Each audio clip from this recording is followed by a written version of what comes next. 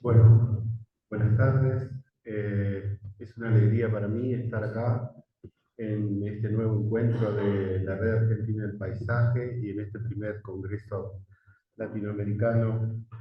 Eh, Realmente cuando se plantearon los temas para este, poder trabajar sobre las temáticas del Congreso, a mí me llamó mucho la atención justamente este eje y en especial este último punto al cual hacía Virginia referencia recién, ¿no? O sea, este punto donde tenemos que reflexionar mucho acerca de las problemáticas que estamos teniendo porque son tiempos complicados, ¿no? Entonces el título tenía que ver con esto de los paisajes en conflicto, las perspectivas que tenemos por delante y los desafíos en este mundo tan convulsionado, en este mundo tan distópico. Eh, entonces, en ese sentido, quería iniciar diciendo que yo voy a hablar desde acá.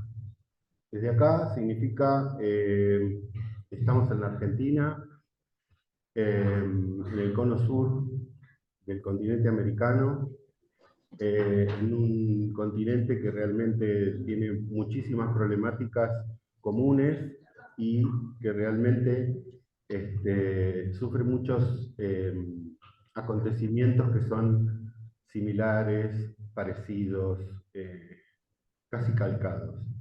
Y este dibujo que tiene al lado es Joaquín Torres García, que es un artista uruguayo, que planteó en algún momento este dibujo diciendo que mi norte es el sur. Y el significado de este dibujo tiene que ver con justamente estar hablando desde acá con una postura crítica respecto de las problemáticas que pasan en el mundo. Eh, la segunda imagen que quería mostrarles era las referencias intelectuales y de formación que he tenido y que realmente son muy importantes en este momento porque ya de estos cuatro no queda ninguno vivo. Adriana Araneda, que es la que generó la formación de la maestría Paisaje, Medio Ambiente y Ciudad ya hace 25 años en Santiago de Chile, en la Universidad Central, y donde nos formamos como magíster y empezamos este camino. La profesora Olga Ravela, que falleció hace 2 o 3 meses y que realmente es una pérdida muy importante para mí, pero que realmente ha sido una referencia desde todo punto de vista y que seguramente estaría muy contenta de esta exposición que voy a tratar de hacer. Elías Rosenfeld, Lito Rosenfeld, un investigador, arquitecto, investigador, doctor, creador del Instituto de Investigaciones de la Facultad de Arquitectura y Urbanismo de la Universidad Nacional de La Plata, y Enrico Fontanari, el profesor de la Universidad IUAB de Venecia, que le puso todo el corazón para que este programa Alfa que se hizo en ese año 99-2000, después deviniera en un programa Alfa 2 en 2004-2005 para iniciar la maestría Paisaje, Medio Ambiente y Ciudad en la Ciudad de La Plata, en la Facultad de Arquitectura, de la cual estamos cumpliendo 20 años y 11 ediciones en marcha ininterrumpidas, con más de 40 egresados, de los cuales Osvaldo Moreno es uno de los primeros, y que realmente me da muchísimo orgullo, ya que, bueno, ha sido una formación intelectual, ética y realmente de un posicionamiento muy importante para poder hablar de estas cosas en este momento. Siempre empiezo con esta pregunta porque me parece que es importante demostrar de que no sabemos ni siquiera cuántos somos en este planeta. ¿Alguno me puede decir?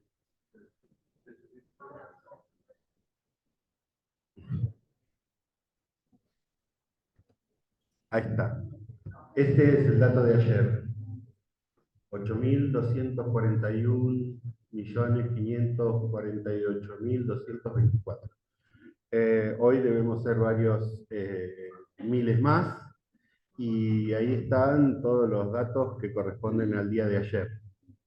Esta información es importante porque en realidad desde la revolución industrial, que es cuando la gente empieza a irse a las ciudades, la dinámica de los habitantes de este planeta humanos ha cambiado y mayoritariamente cada día vivimos más en ciudades y aglomeraciones urbanas.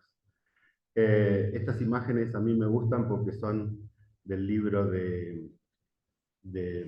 ¿cómo es? De Peter Hall, y me gustan estas imágenes de la ciudad de la Revolución Industrial y el nombre del capítulo que es la ciudad de la noche espantosa, porque realmente esa ciudad era muy compleja y realmente muy difícil. Hoy, este es el mapa de las ciudades, el mapa de las aglomeraciones. La mayor parte de los habitantes de este planeta vivimos en estos lugares que están marcados acá. Como verán, en América del Sur, básicamente, bueno, San Pablo, Río, Buenos Aires, Santiago de Chile, Lima, Bogotá, etc. Pero a mí me interesaba poder hablar de algunas otras cosas que realmente me preocupan, que son bastante actuales en las últimas décadas, por decir las últimas 8 décadas, por ejemplo. Eh, Esta imagen es muy significativa, ¿no? Esta imagen implica un acontecimiento que acaba de cumplir 80 años hace 10 días. O sea, hace 10 días Hiroshima y Nagasaki fueron la solución a problemas que venían desarrollándose durante la Segunda Guerra Mundial.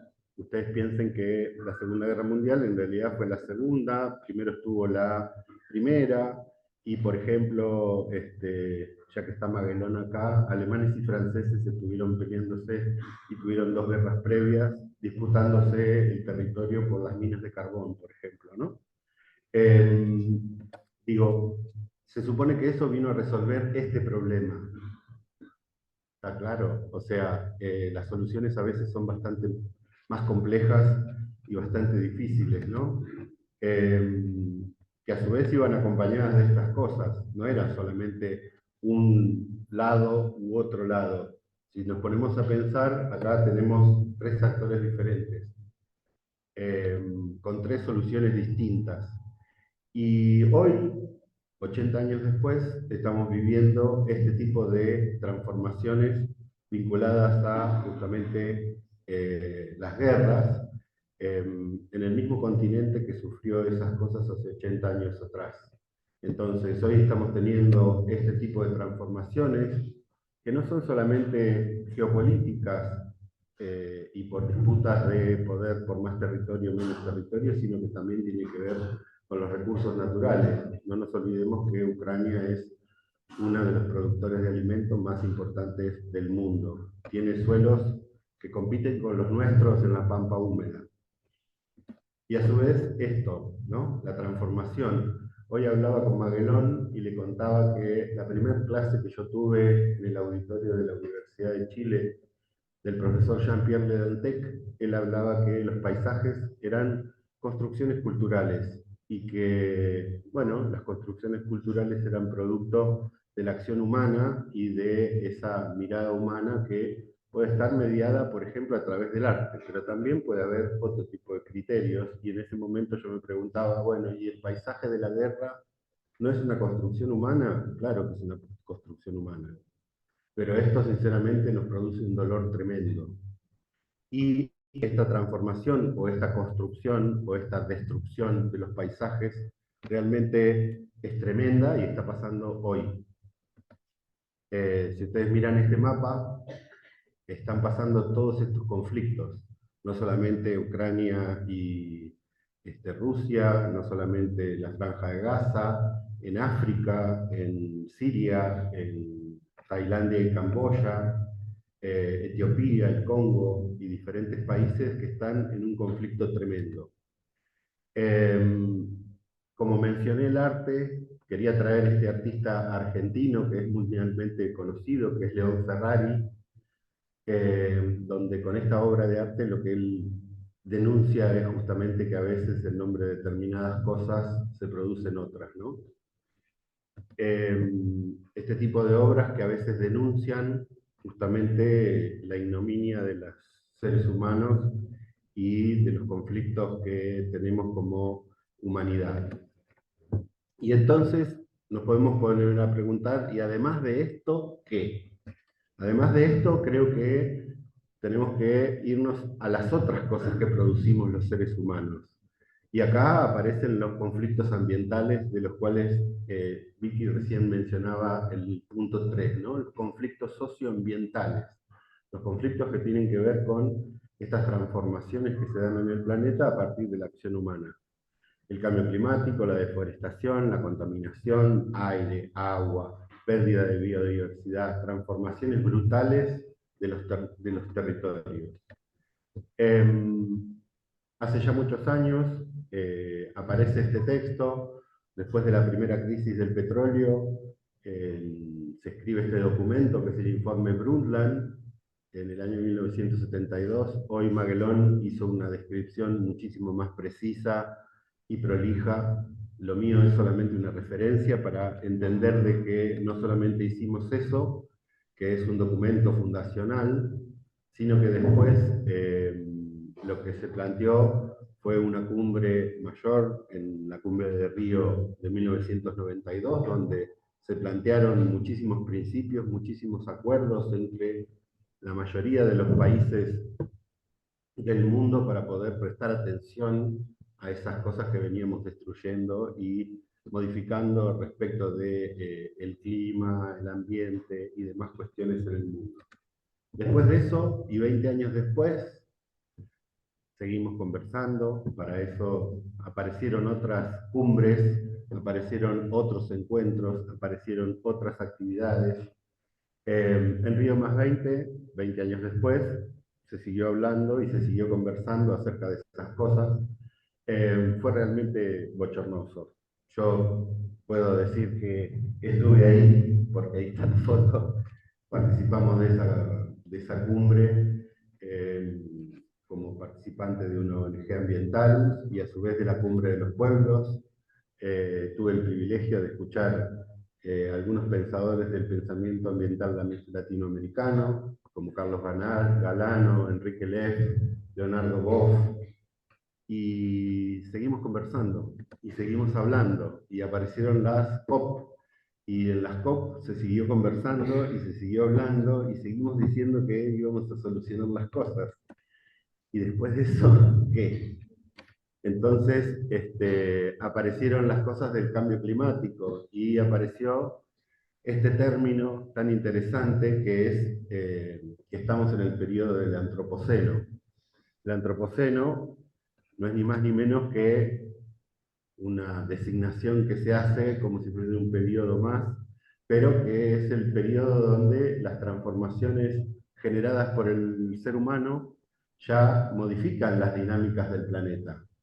Entonces estas dinámicas del planeta terminan siendo estructuralmente complejas y realmente terminan transformando brutalmente los territorios y terminan transformando brutalmente el clima y las dinámicas que tiene el planeta, que afectan no solamente a los seres humanos, sino también a todos los seres vivos, a todos los que habitan el planeta en la tierra y en el agua y en el aire.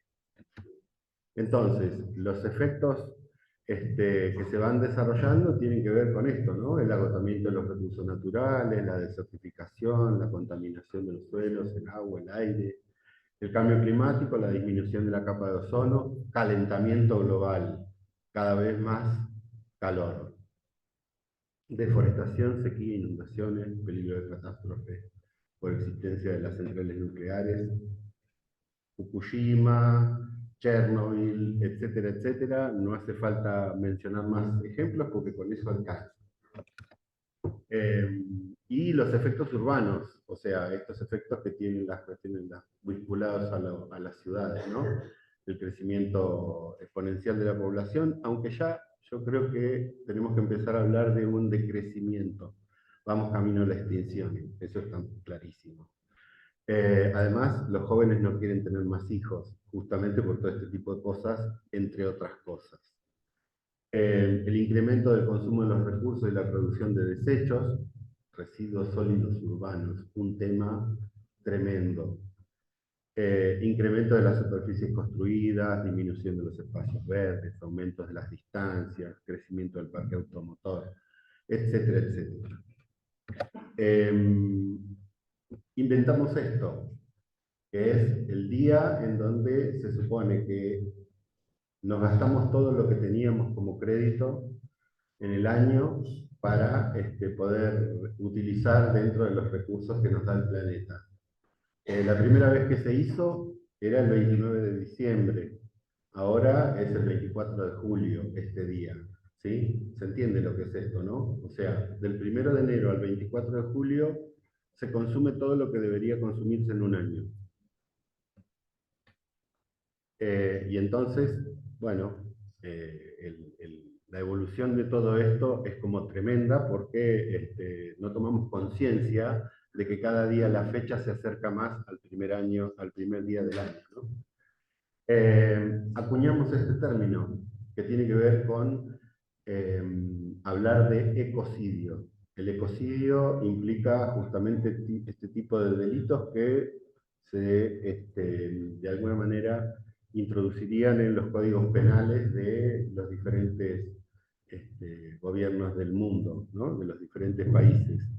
Es interesante el término porque se suma a otros crímenes que tienen que ver contra la humanidad, la guerra y el crimen de agresión. Pero también nos vemos, eh, nos vemos enfrentados a una porción de la sociedad que niega todas estas cosas. Lisa y llanamente dice, no, esto no pasa, porque es mucho más fácil, ¿no? Podemos seguir haciendo cosas ilimitadamente.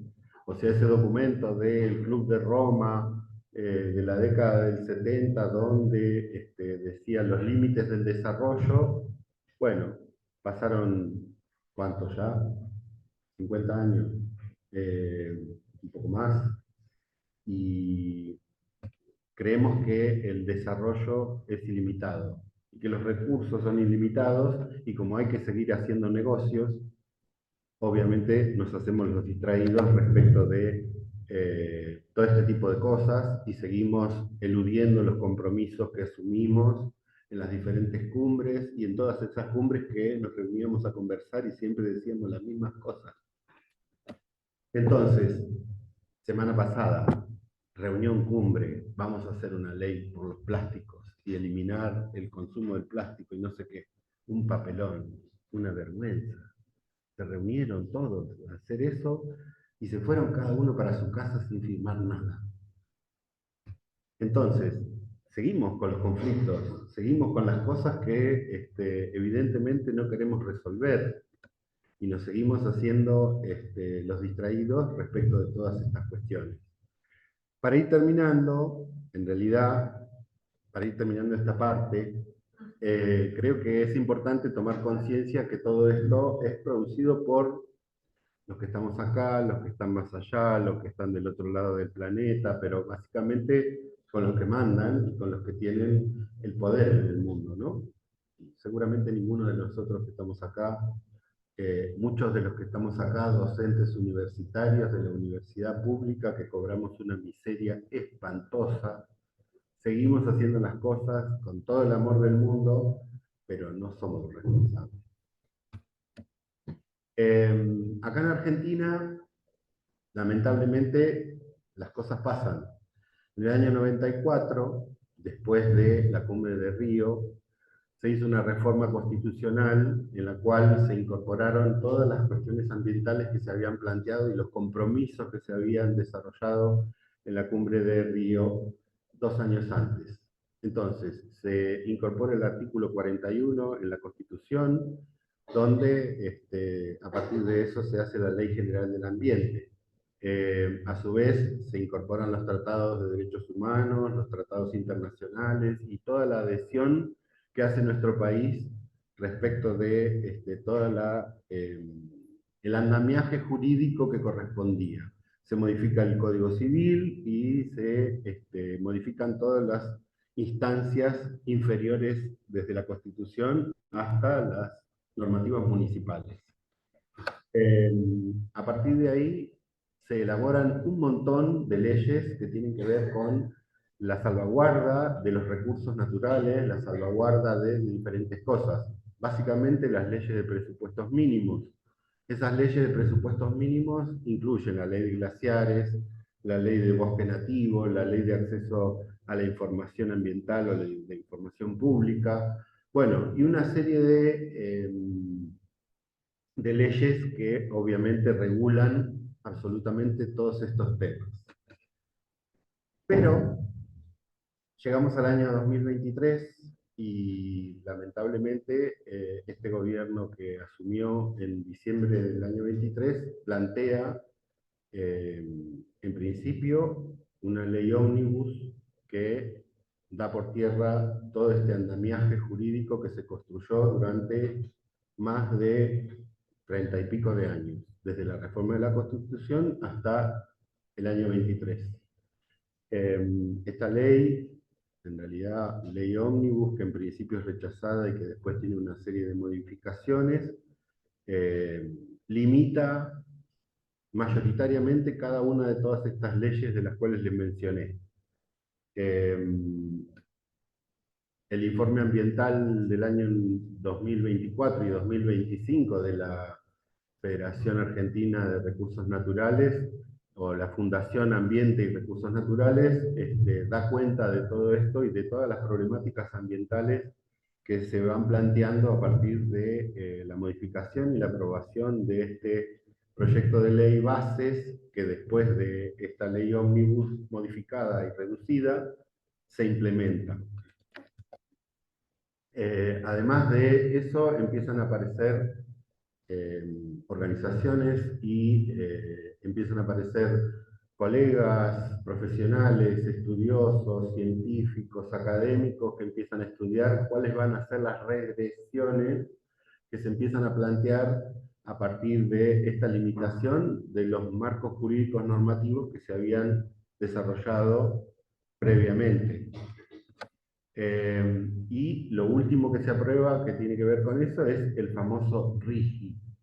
El RIGI es el régimen de incentivo para las grandes inversiones, que no es ni más ni menos que un incentivo para que cualquier empresa de todo tipo venga, haga la explotación de los recursos y mayoritariamente no deje casi nada en los lugares donde se hace la explotación, porque hay una serie de exenciones impositivas que de alguna manera en los territorios donde se hace la explotación de esos recursos terminan sin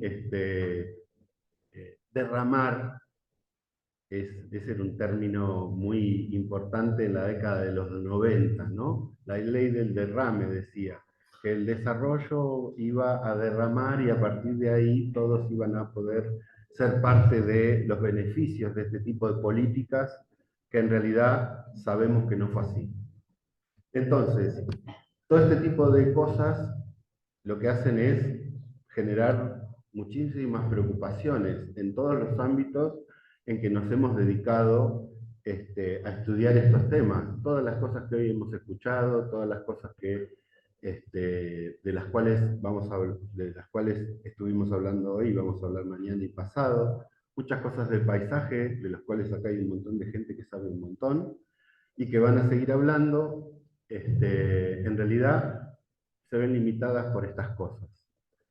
La negación de la importancia del ambiente y el ataque a las leyes de presupuestos mínimos ignoran la crisis ecológica, climática y de contaminación, los acuerdos internacionales a los que Argentina suscribe y las prácticas de protección en las que el país tiene una legislación de avanzada, porque mucha de la legislación que nosotros producimos era referencia en otros países y hoy está siendo anulada por este RIGI. Otro informe. El informe es también una herramienta para imaginar y defender otro futuro, fundando en la protección de la vida, la defensa de los derechos y de la participación democrática. Este informe, Regresiones Ambientales, está elaborado por gente muy responsable, ¿no? O sea, Maristela Svampa es una catedrática y una académica de renombre, una socióloga muy importante que ha producido montones de libros, eh, que hace muchísimos años trabaja con Enrique Viale, que han desarrollado todo el tema del extractivismo y el concepto del extractivismo.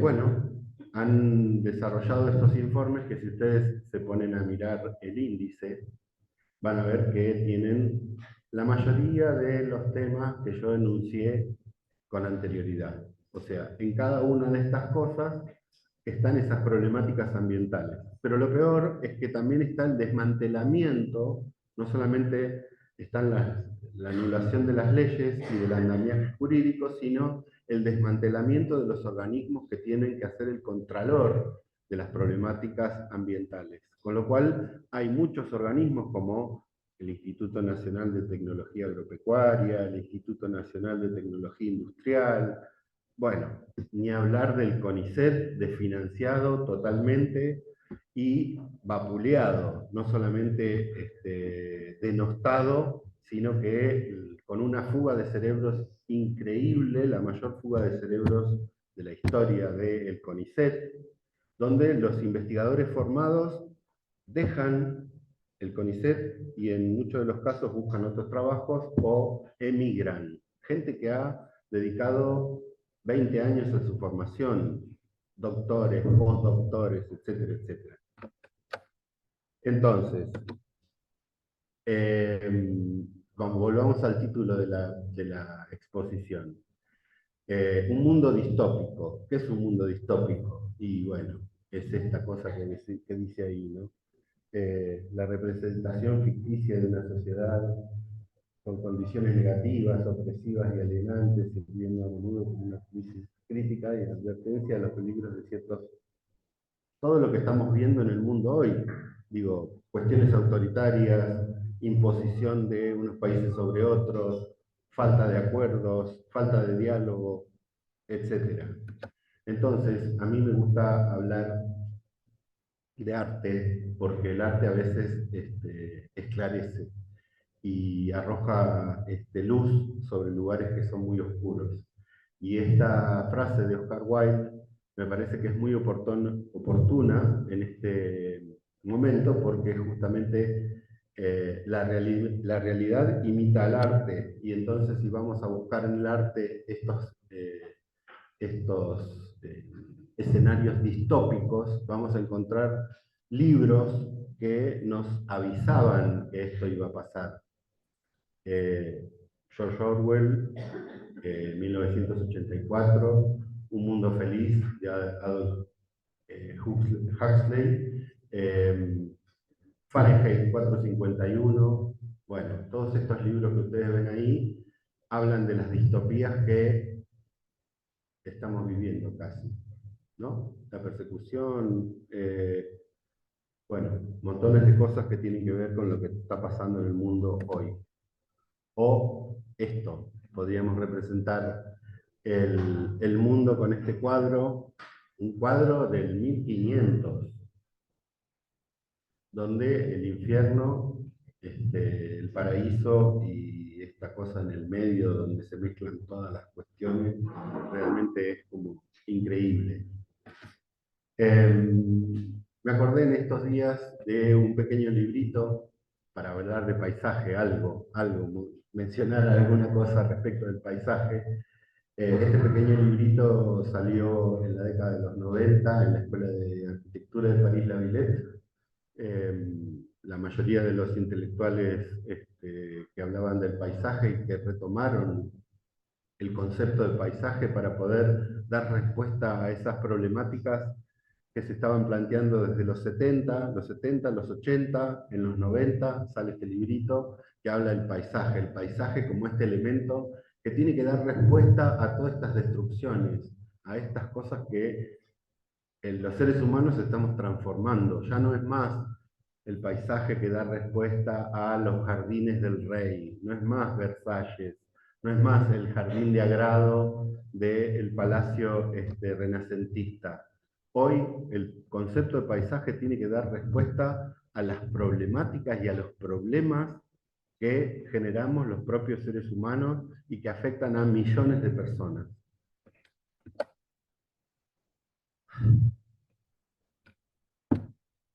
¿Qué hacemos con todo esto? Bueno, acá viene la parte positiva, acá viene la parte esperanzadora, acá viene la parte donde estamos trabajando. Muchos de los que estamos acá somos parte de esto y es importante que lo resaltemos y lo pongamos de relevancia. Hace más de 15 años ya venimos trabajando en proyectos de ley que tienen que ver con hacer un marco jurídico sobre paisaje y que ha tenido dos presentaciones. Un primer proyecto en la Cámara de Diputados, un segundo proyecto, vuelvo si querés sacarle la foto. Un primer proyecto que venimos trabajando desde el año 2009 por ahí, que tiene que ver justamente con un trabajo colaborativo y un trabajo donde hemos debatido mucho y donde hemos llegado a acuerdos para poder presentar un proyecto en la Cámara de Diputados que tiene que ver con una propuesta de ley de presupuestos mínimos.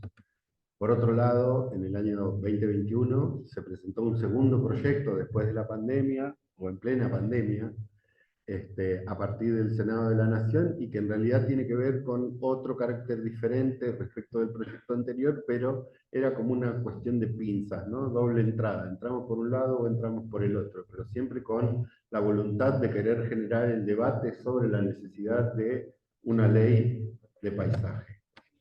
Entonces, esta ley de paisaje, obviamente, en los dos casos perdió estado parlamentario, en los dos proyectos, lamentablemente, y porque las circunstancias van para el otro lado. Está clarísimo que van para el otro lado, ¿no? Pero seguimos trabajando y en el año 2022 y gracias al esfuerzo de Marta, Roberto y un montón de gente que nos sumamos a trabajar colaborativamente en el esbozo de lo que queríamos, que era un convenio latinoamericano del paisaje, que de alguna manera asemejara a ese convenio europeo del paisaje en el sentido de, bueno, generar una problemática y un documento propio que diera cuenta de la diversidad de un contexto americano que era totalmente diferente al resto del mundo. Bueno, a partir de ese trabajo que se ha ido generando, se pudo firmar en el 2022 un acuerdo donde hay un documento que hay que reconocer que Roberto ha trabajado muchísimo para que ese documento existiera y tuviera presencia y materialidad, y que a partir de eso, bueno, habrá que seguir trabajando en función de las necesidades que tenemos de poder seguir implementando este tipo de cosas. Pero también necesitamos otro tipo de leyes, porque hay otras cosas para proteger también. Entonces, 22 proyectos se presentaron de ley de humedales. No sé si me estoy explicando. 22 proyectos, todos perdieron estado parlamentario. Algunos entraron por diputados, otros entraron por senadores y los abortaron a todos. Entonces, bueno, están este tipo de iniciativas que tienen que ver con empezar a participar. Esta cosa que tiene que ver con la participación ciudadana y que es importante que podamos generar la esperanza de que, aunque seamos pocos, tenemos que seguir trabajando para poder, aunque sea, resolver nuestro pedacito, nuestro barrio, nuestra pequeña extensión a la cual podemos llegar y podemos transformar. Esto es ahí cerca de casa, en uno de los canales que unen la ciudad de La Plata con Berisso y Ensenada. Pero también acompañar la movilización, porque las problemáticas ambientales son absolutamente democratizadoras, porque son horizontales. Acá el hollín de la empresa de Ecopetro le llega al rico, al pobre, al que tiene la casa grande, al que tiene la casa chica, se le llena de hollín y a todos les entra el hollín en los pulmones. Entonces, acompañar la movilización de los vecinos, acompañar la movilización de los ciudadanos para poder resolver estas problemáticas. Yo, además de hacer estas cosas, también participo desde el año 2000 en la ONG Nuevo Ambiente, en la cual hemos desarrollado muchísimas cosas, hemos trabajado muchísimos temas, pero desde el año 2011 venimos trabajando en la agenda ambiental de la región. Todos los años que hay elecciones, tratamos de impulsar una agenda que plantee los temas ambientales para que la clase dirigente no se haga la distraída y diga, ah, yo no sabía que estos problemas los teníamos. Entonces, estas problemáticas que hemos ido planteando en las agendas ambientales después tuvieron que confluir en un foro que tiene que ver con el foro del árbol, porque gestión tras gestión y de diferentes signos políticos iban transformando el arbolado público, bueno, haciendo desastres con un patrimonio forestal de una ciudad diseñada ex novo como la ciudad de La Plata. Este tipo de cosas que realmente en cualquier lado serían tremendas, ¿no? Sobre todo una ciudad que se planteó con su arbolado público desde la fundación. La educación ambiental como una de las cosas más importantes para poder concientizar y ir de alguna manera acompañando las diferentes edades para poder de alguna forma concientizar a la población, tratar de plantear los temas, plantear una agenda de conversación de los temas y, por supuesto, acompañar los procesos sociales que van resistiendo la imposición del extractivismo de una manera brutal. Bueno, esta es una provincia que obviamente vive de eso, al igual que todas las provincias cordilleranas, y digo, quizá seguramente alguno de ustedes me podría interpelar y decirme, pero nosotros vivimos de eso, sí, pero no deberían solamente vivir de eso, también hay otras formas de vivir que no sea solamente a partir del extractivismo. Porque si no es como pensar que la Argentina solamente va a vivir de las vacas y de la soja, ¿no? Digamos, no tenemos otro horizonte que no sea el extractivismo. Digo, nunca nos vamos a industrializar, nunca vamos a tener otras posibilidades económicas que no sea seguir ordeñando la vaca. Entonces, este tipo de cosas que son procesos sociales de resistencia, son procesos sociales que dan cuenta de una resistencia que implica una participación social por el agua, una participación social por los recursos naturales, por un extractivismo que realmente es brutal, porque a su vez no deja casi nada de las ganancias que tiene. O sea, el extractivismo hoy de cualquiera de las multinacionales que están extrayendo los minerales en el pie de monte de la cordillera o en la cordillera misma, o a partir del Riqui, allá arriba en las cumbres donde están los glaciares,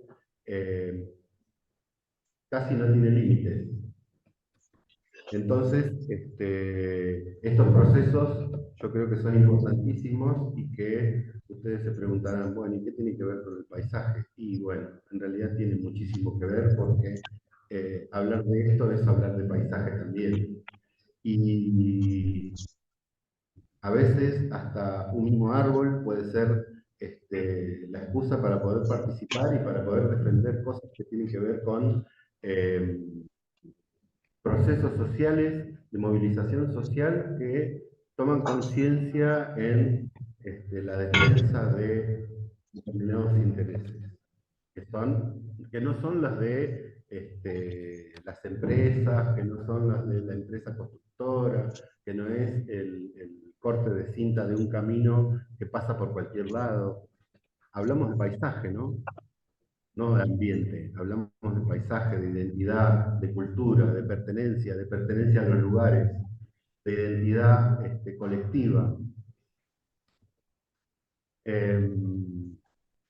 Y a su vez, esto, el tema de la criminalización de la denuncia. O sea, estamos viviendo un tiempo donde los militantes o los que participan en los procesos de defensa del ambiente, de defensa del paisaje, de defensa de estos procesos, están siendo perseguidos. Y esta cosa de decir que defender la tierra, el bosque o el agua es un delito.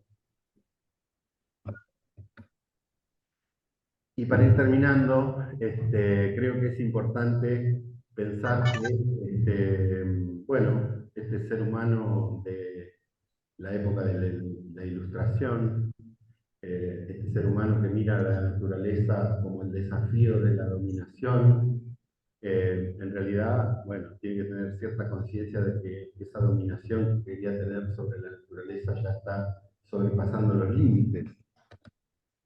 Y entonces la pregunta es, bueno, ahora quizá es el momento de volver a pensar en la utopía y no en la distopía.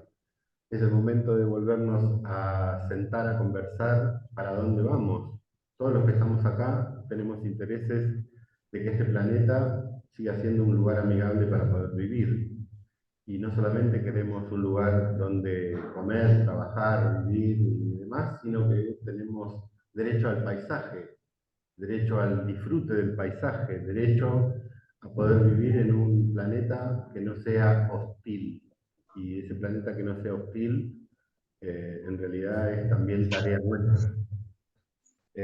Así que, bueno, por acá voy dejando. Creo que es importante entender que, como decía Bertolt Brecht, vivimos tiempos en donde parece que es obvio defender este tipo de cosas, pero bueno, acá estamos y creo que somos muchos, así que hay que seguir dando la pelea. Espero haber sido claro en mi exposición. Gracias.